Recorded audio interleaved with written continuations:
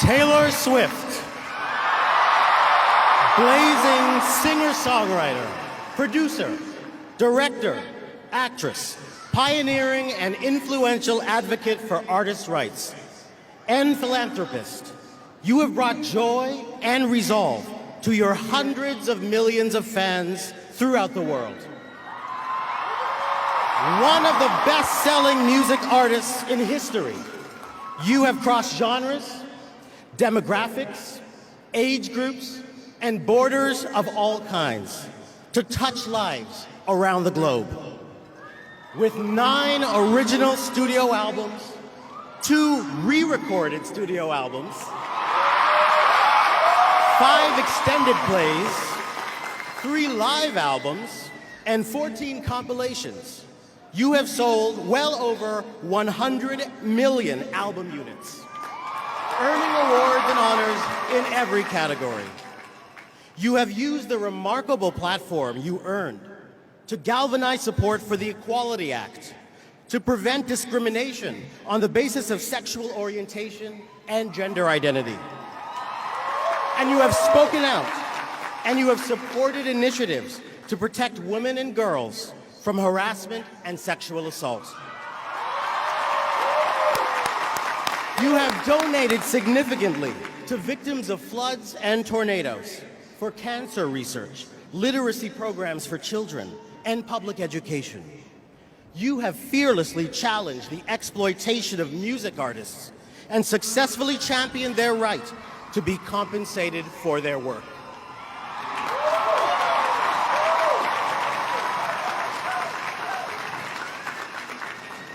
Taylor Swift.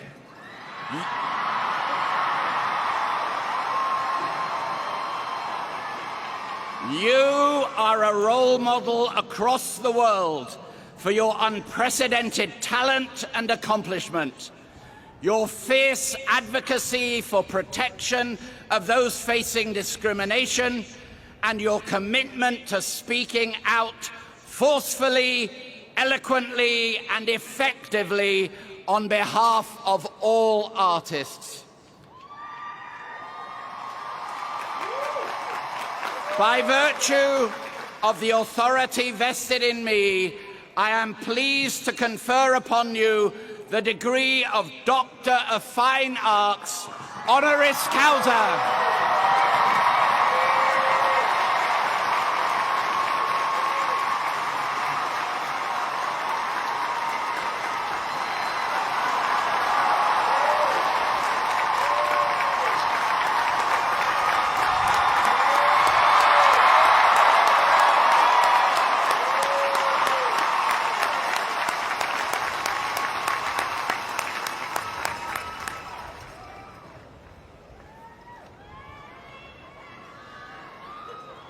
I am now pleased to introduce Taylor Swift, who will respond on behalf of the honorary degree recipients.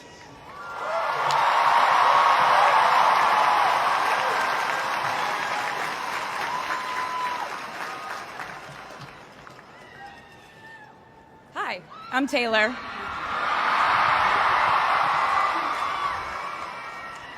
Last time I was in a stadium this size, I was dancing in heels and wearing a glittery leotard. This outfit is much more comfortable. I would like to say a huge thank you to NYU's Chairman of the Board of Trustees, Bill Berkeley, and all the trustees and members of the board, NYU's President Andrew Hamilton, Provost Catherine Fleming, and the faculty and alumni here today who have made this day possible. I feel so proud to share this day with my fellow honorees, Susan Hockfield and Felix Matos Rodriguez, who humble me with the ways they improve our world with their work.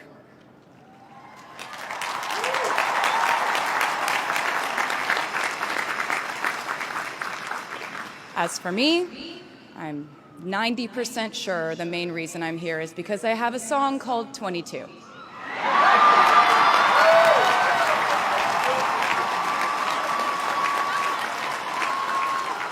And let me just say, I am elated to be here with you today as we celebrate and graduate New York University's class of 2022.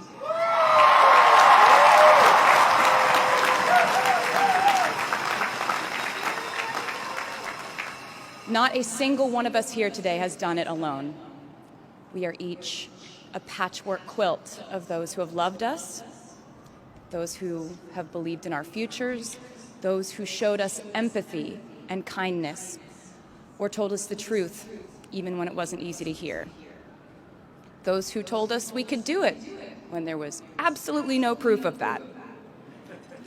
Someone read stories to you and taught you to dream and offered up some moral code of right and wrong for you to try and live by. Someone tried their best to explain every concept in this insanely complex world to the child that was you as you asked a bazillion questions like, how does the moon work? And why can we eat salad but not grass? And maybe they didn't do it perfectly. No one ever can.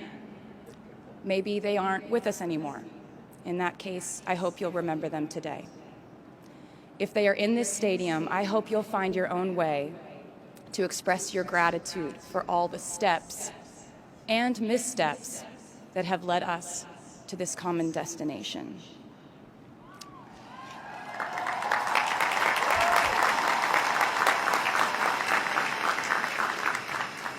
I know that words are supposed to be my thing, but I will never be able to find the words to thank my mom and dad, my brother Austin, for the sacrifices they made every day so I could go from singing in coffee houses to standing up here with you all today, because no words would ever be enough.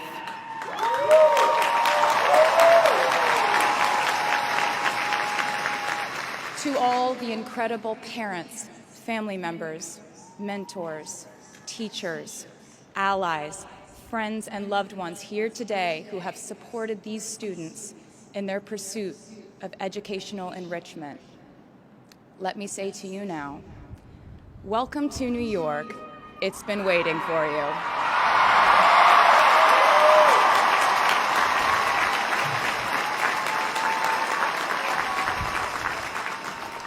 I'd like to thank NYU for making me, technically, on paper at least, a doctor.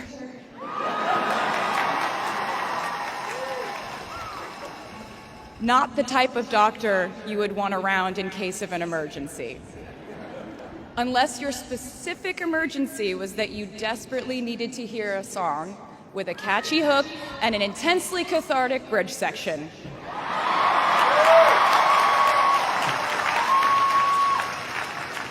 Or if your emergency was that you needed a person who can name over 50 breeds of cats in 1 minute.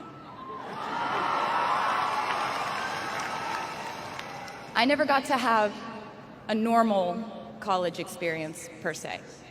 I went to public high school until 10th grade, and then finished my education doing homeschool work on the floors of airport terminals. Then I went out on the road for radio tour, which sounds incredibly glamorous, but in reality, it consisted of a rental car, motels, and my mom and I pretending to have loud mother-daughter fights with each other during boarding so no one would want the empty seat between us on Southwest. As a kid, I always thought I would go away to college, imagining the posters I would hang on the wall of my freshman dorm. I even set the ending of my music video from my song Love Story at my fantasy imaginary college, where I meet a male model reading a book on the grass, and with one single glance, we realized we had been in love in our past lives. Which is exactly what you guys all experienced at some point in the last 4 years, right?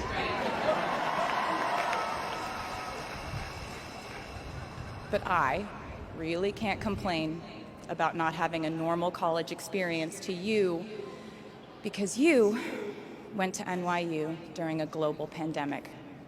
being essentially locked into your dorms and having to do classes over Zoom.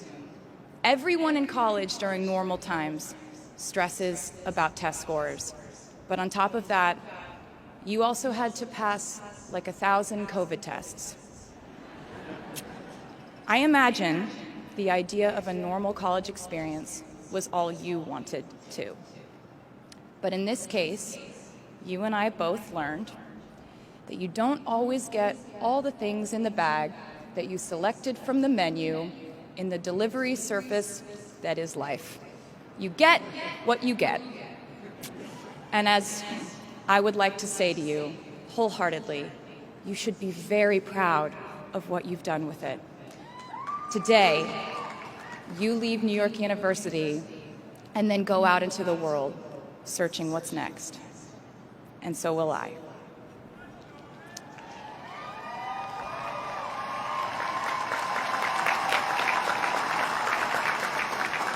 So as a rule, I try not to give anyone unsolicited advice unless they ask for it. I'll go into this more later. I guess I have been officially solicited in this situation to impart whatever wisdom I might have to tell you things that have helped me so far in my life. Please bear in mind that I in no way feel qualified to tell you what to do. You've worked and struggled and sacrificed and studied and dreamed your way here today. And so you know what you're doing. You'll do things differently than I did them and for different reasons. So I won't tell you what to do because no one likes that. I will, however, give you some life hacks I wish I knew when I was starting out my dreams of a career and navigating life, love, pressure, choices, shame, hope, and friendship. The first of which is, life can be heavy, especially if you try to carry it all at once. Part of growing up and moving into new chapters of your life is about catch and release. What I mean by that is knowing what things to keep and what things to release. You can't carry all things, all grudges, all updates on your ex, all enviable promotions your school bully got at the hedge fund his uncle started. Decide what is yours to hold and let the rest go. Oftentimes, the good things in your life are lighter anyway, so there's more room for them. One toxic relationship can outweigh so many wonderful, simple joys. You get to pick what your life has time and room for. Be discerning. Secondly, learn to live alongside cringe. No matter how hard you try to avoid being cringe, you will look back on your life and cringe retrospectively.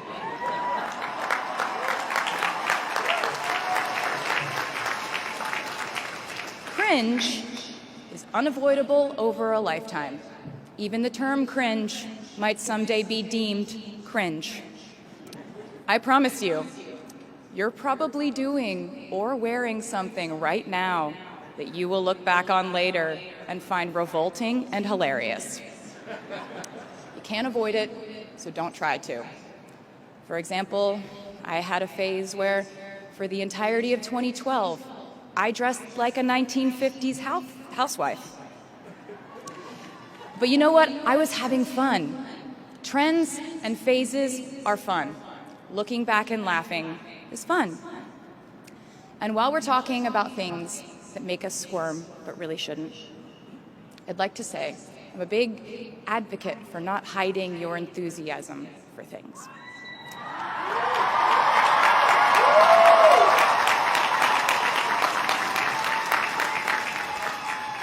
It seems to me that there is a false stigma around eagerness in our culture of unbothered ambivalence.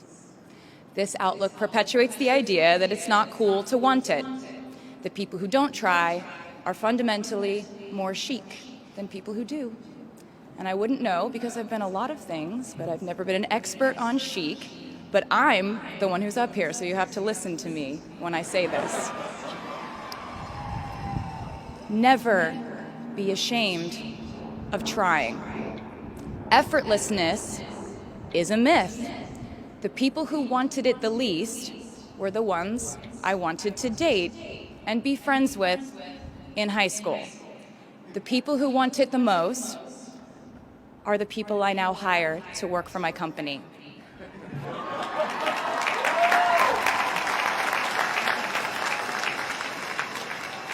I started writing songs when I was 12, and since then, it's been the compass guiding my life, and in turn, my life guided my writing.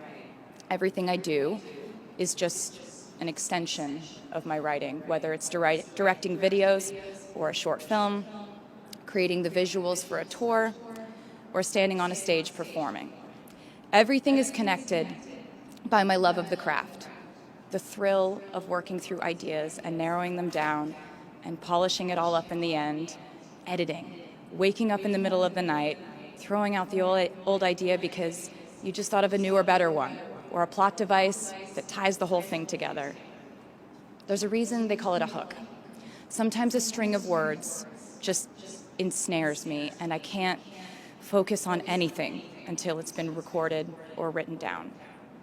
As a songwriter, I've never been able to sit still or stay in one creative place for too long.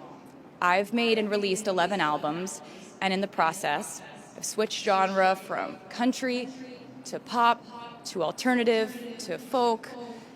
And this might sound like a very songwriter-centric line of discussion, but in a way, I really do think we are all writers.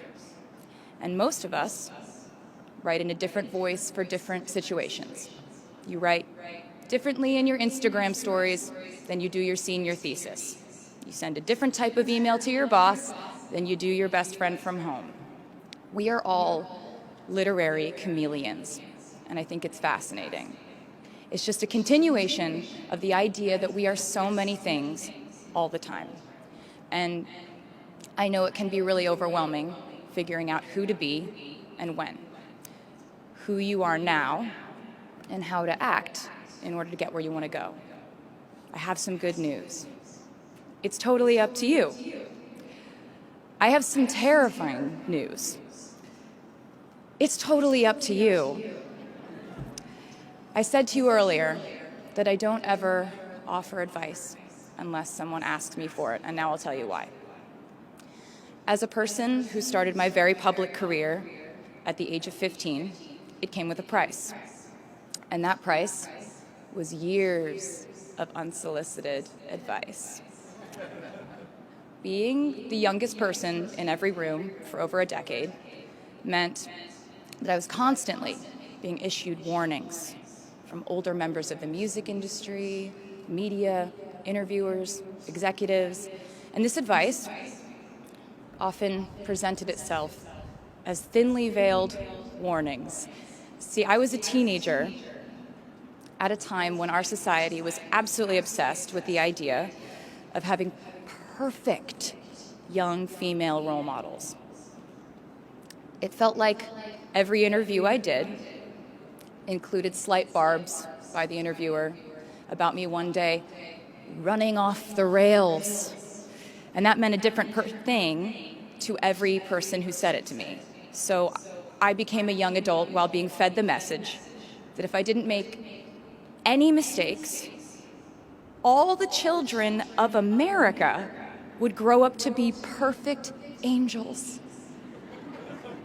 However, if I did slip up, the entire earth would fall off its axis, and it would be entirely my fault, and I would go to pop star jail forever and ever.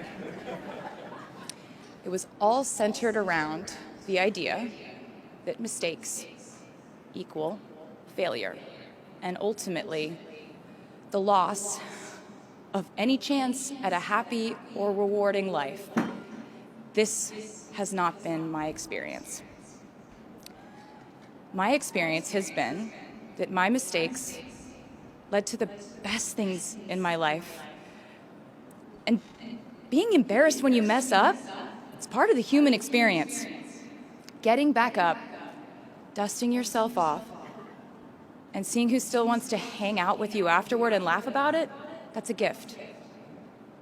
The times I was told no, or wasn't included, wasn't chosen, didn't win, didn't make the cut, looking back, it really feels like those moments were as important, if not more crucial, than the moments I was told yes. Not being invited to the parties and sleepovers in my hometown made me feel hopelessly lonely. But because I felt alone, I would sit in my room and write the songs that would get me a ticket somewhere else.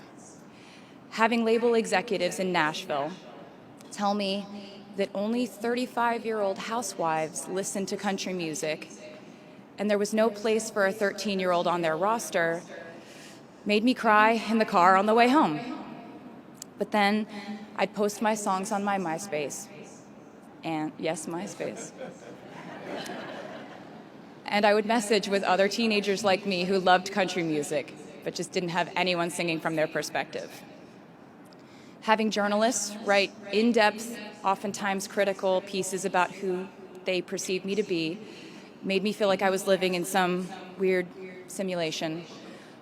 But it also made me look inward to learn about who I actually am.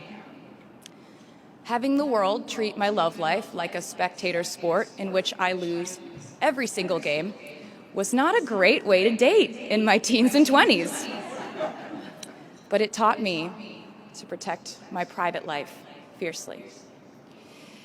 Being publicly humiliated over and over again at a young age was excruciatingly painful, but it forced me to devalue the ridiculous notion of minute-by-minute, ever-fluctuating social relevance and likability.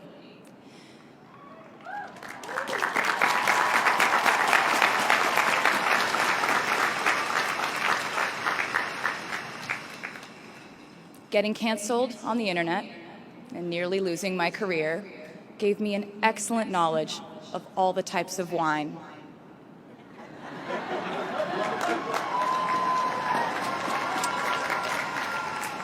I know I sound like a consummate optimist, but I'm really not. I lose perspective all the time.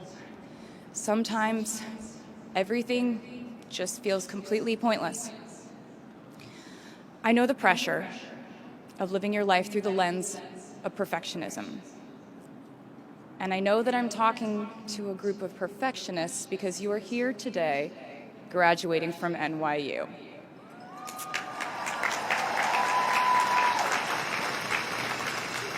So this might be hard for you to hear. In your life, you will inevitably misspeak, trust the wrong person, underreact, overreact, hurt the people who didn't deserve it, overthink, not think at all, self-sabotage, create a reality where only your experience exists, ruin perfectly good moments for yourself and others, deny any wrongdoing, not take the steps to make it right, feel very guilty, let the guilt eat at you, hit rock bottom, finally address the pain you caused, try to do better next time, rinse, repeat.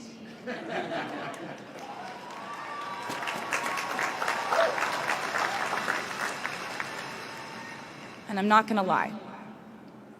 These mistakes will cause you to lose things. I'm trying to tell you that losing things doesn't just mean losing. A lot of the time, when we lose things, we gain things too. Now you leave the structure and framework of school and chart your own path. Every choice you make leads to the next choice, which leads to the next, and I know it's hard to know which path to take. There will be times in life where you need to stand up for yourself. Times when the right thing is actually to back down and apologize. Times when the right thing is to fight. Times when the right thing is to turn and run. Times to hold on with all you have, and times to let go with grace.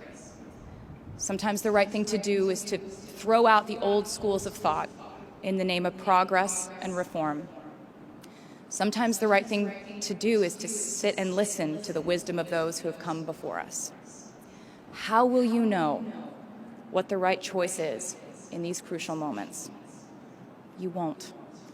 How do I give advice to this many people about their life choices? I won't. The scary news is you're on your own now. But the cool news is you're on your own now.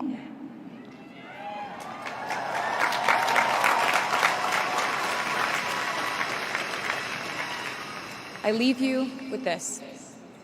We are led by our gut instincts, our intuition, our desires and fears, our scars and our dreams. And you will screw it up sometimes. So will I. And when I do, you will most likely read about it on the internet.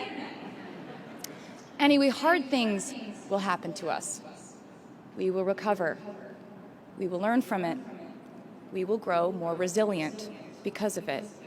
And as long as we are fortunate enough to be breathing, we will breathe in, breathe through, breathe deep, and breathe out. And I am a doctor now, so I know how breathing works. I hope you know how proud I am to share this day with you. We're doing this together, so let's just keep dancing like we're the class of 22.